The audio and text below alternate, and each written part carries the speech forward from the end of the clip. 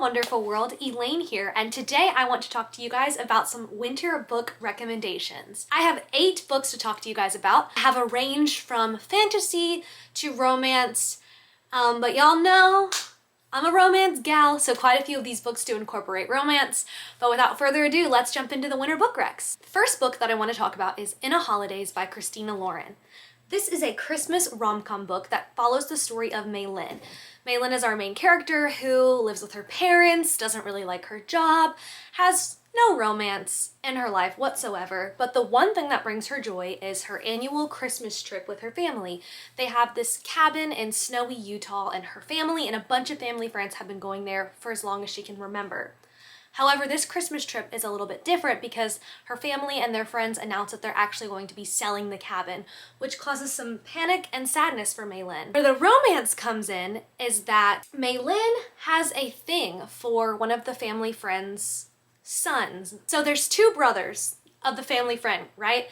And she kind of has a thing for the older one. However, during this chaotic, sad family trip where they're figuring out that the cabin's going to be sold, she ends up kissing the younger brother.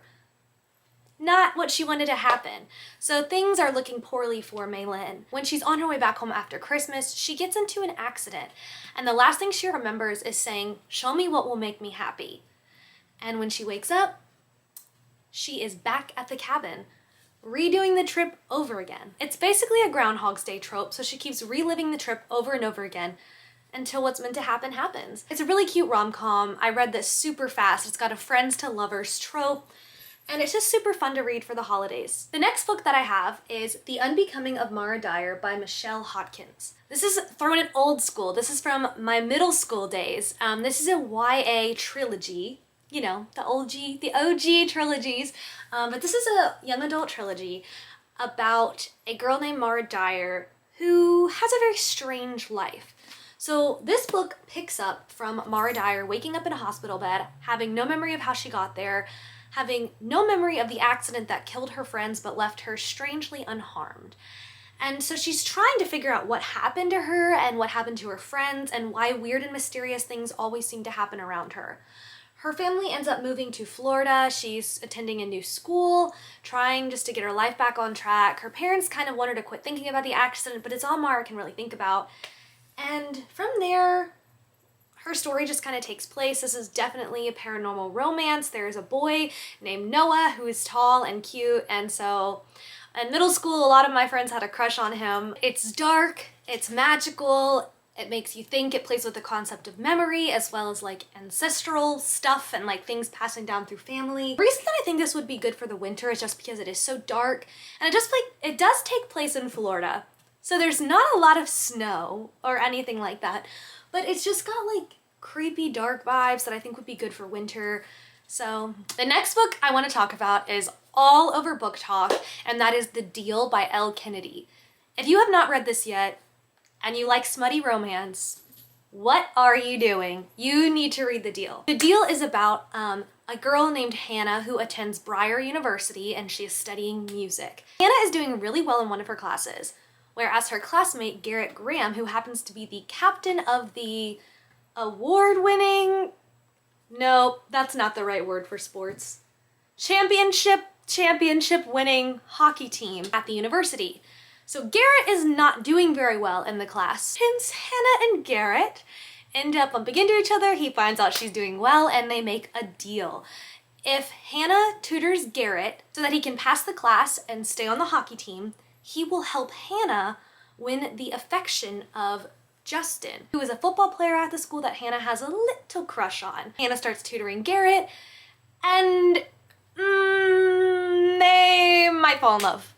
No spoilers, but they might just fall in love. So this book is kind of enemies to lovers-ish. Hannah doesn't really like Garrett, and she thinks like hockey players are like, you know, douches, but it's also just like so great. This book is so good. It's the best, in my opinion, out of the off-campus book series, and it's perfect for the winter because it takes place in a very cold environment. There's hockey, so they're on the ice. There's snow outside. They're at a cute little college campus.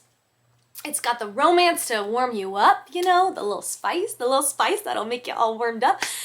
And yeah, it's just a really great quick read. I read it in like 24 hours, so I highly recommend this for the winter season. I do want to give trigger warnings for sexual assault as well as verbal and physical abuse.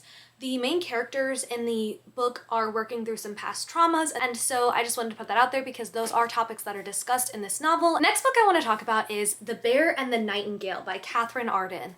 I love this book. This is a fantasy novel that takes place in Russia, so it's very cold, very snowy, perfect for the winter. This follows the story of Vazia and her town, which exists in the Russian wilderness. Vazia's town has always believed in spirits and like magical beings in their village, so they would leave out offerings for like oven spirits and the spirits in the woods and, you know, just kind of like old folklore. When Vazia's father brings home a new stepmother for them, she forbids honoring these folklore spirits. And Vazia's kind of like, bro, what? Because she doesn't know what will happen when they stop honoring the spirits that have been helping their house and the forest around them run for so long. At the same time, Vazia is kind of realizing that she might have a deeper connection to these spirits than the others around her, so she's kind of dealing with coming into her own powers and coming into herself as she grows up. In this book, we see Vazia as a young child. The thing that I really enjoy about this book is that it plays around with the ideas of religion and, you know, like old school religion versus like folklore religion, and like it just kind of contrasts the two, and I think it's really interesting. In this story, a priest comes to their town and kind of changes the mindsets of the people, and that happens, things change in their town, and so I think it's really interesting to learn about how this town kind of changed their whole religious views and like the consequences of that.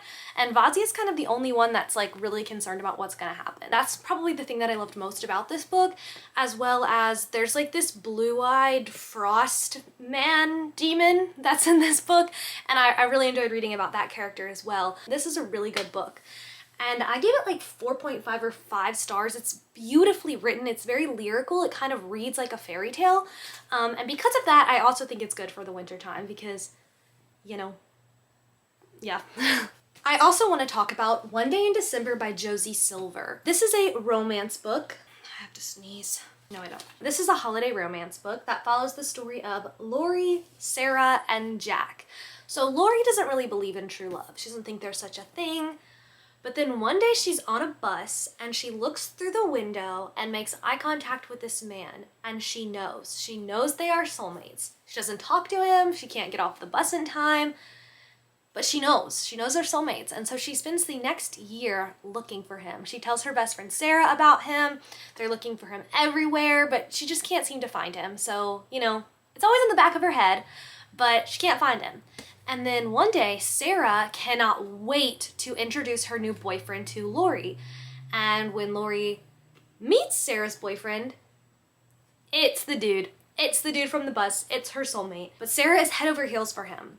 And so Lori is navigating what that means and what to do. This book follows these 3 people's lives through a very, very long period of time. I want to say at least 10 years. Plays around with the idea of true love and soulmates and what that means and if that exists. But yeah, this is a good one to read in the holiday season. The next book I want to talk about, I left in my apartment, but that is Waiting for Tom Hanks by Carrie Winfrey. Waiting for Tom Hanks is a rom-com book about a rom-com obsessed woman. Annie Cassidy has always wanted to be a rom-com screenwriter. She wants to write movies just like Nora Ephron, who is her icon in life. The way that her mind works is like a rom-com. She's looking for her perfect meet cute. She doesn't want to meet people online. She doesn't want to meet people through setups. She wants to meet someone organically, and she wants it to be romantic, and she wants the person to be exactly like Tom Hanks. That is kind of high standards, but she doesn't really see it that way. She sees it as herself not settling, and she sees it as getting what she wants, which is a perfect rom-com for herself. When a new rom-com movie ends up being filmed in her hometown, she has the chance to actually work on set. And when Annie meets the lead actor, Drew, he is anything but Tom Hanks. He is a jokester, he's cocky, he does very weird things. He's just not what Annie expects for a rom-com lead. You know, Annie has all these preconceived notions in her mind about what romance is and what romance should look like. And she kind of has to work through those as she begins to feel things for Drew. This book is very cute. It definitely is a rom-com. It's a rom-com. I really liked it because I love Nora Ephron movies. I am a big fan of You've Got Mail, and there are so many references to countless other rom-coms. And as a hopeless romantic myself, I really enjoyed this book and felt myself often relating to Annie. Although there were times that I wanted to shake her because I was like, girl, you're in a rom-com. You're in a rom-com right now. Like, live it up, live it up. I'm about to get mad at you. But I really enjoyed this book. And I think it's perfect for the holidays because it takes place in January. It's snowy. They get snowed in at one point, and it's just really cute. Okay, I have 2 more books to talk about. The first one is Vampire Academy by Rochelle Mead. I don't know what it is about the winter time, but the winter time just makes me want to read books and consume material about boarding schools, like Harry Potter, School for Good and Evil, and Vampire Academy. I just want all the boarding schools in the fall and winter months. And Vampire Academy, for those of you who don't know, is about a boarding school for vampires. In this universe, there are 3 different types of vampires. There's Murai, which is royalty, Dhampir, which is the guardians for the royalty, and then there's the Strigoi, which are like evil vampires who want to eat you and kill you. This school is for the royalty and the guardians, and they're basically training them to become the next guardians for the royalty and the next, you know, nobility for vampires of all kinds. It follows the story of Rose and Lissa, who are like besties for the resties. They have a really special deep connection. Before this novel starts, they had run away from the school, and because they got caught, they are back at school and just trying to live a normal life, but Rose and Lissa kind of don't have a normal life. And there's some shit going down at the academy and a scandal, and yeah, they're just in the middle of it. So if you haven't read Vampire Academy, you definitely should. I actually think it's going to be made into a TV show. It was made into a movie, and I really enjoyed the movie, but it didn't do very well, and it got canceled, and they never made any more. But I believe it's supposed to be turned into a TV show, so if you haven't read it, now's the perfect time. It's winter, it's boarding school, it's vampires, there's romance, there's magic, and you could watch it before the TV show comes out. The last book I have to talk about is Girls Made of Snow and Glass by Melissa Bashardust. Just look at the cover. Tell me it's not perfect for the winter. It literally has the word snow in the title. So this is a Snow White retelling that kind of plays on the stepdaughter, evil stepmother trope, and it kind of takes a deeper dive into that relationship and kind of reimagines it with like a feminist twist. I can't really say much else because I do think that the little blurb here kind of gives a spoiler. I don't think that you should know it. Like when I read this book, I didn't know absolutely anything except for that it was a Snow White retelling, and I think that's all that you should know. There is a romance, particularly an LGBTQ relationship, but this book is really fun. It's really magical. It takes a really unique spin on Snow White, and I really enjoyed this retelling. It stays truthful to like Snow White plots, but it's very different, and I really like the look between the stepmother and the stepdaughter. I highly recommend it. I'm finishing with it because it is the best. Alrighty guys, that is the 8 books that I have for you. Let me know down below what your favorite book to read in the winter months is, and let me know if you read any of these and what you thought. So thank you guys so much for watching. I hope that wherever you are, you're doing oh so well, and I'm thinking of you. I don't know about you, but like right now for me, it's finals, it's kicking me in the butt, but I'm almost done. So if you all are in the same boat, good luck, you've got this. If you're already done with school, I'm jealous. And if you're not a student and you're just vibing, I hope you're doing well. I hope that the cold isn't getting to you too much. Thanks for hanging out with me and listening to me talk about books. And I hope that you have a wonderful day, and I will talk to you guys later. Bye.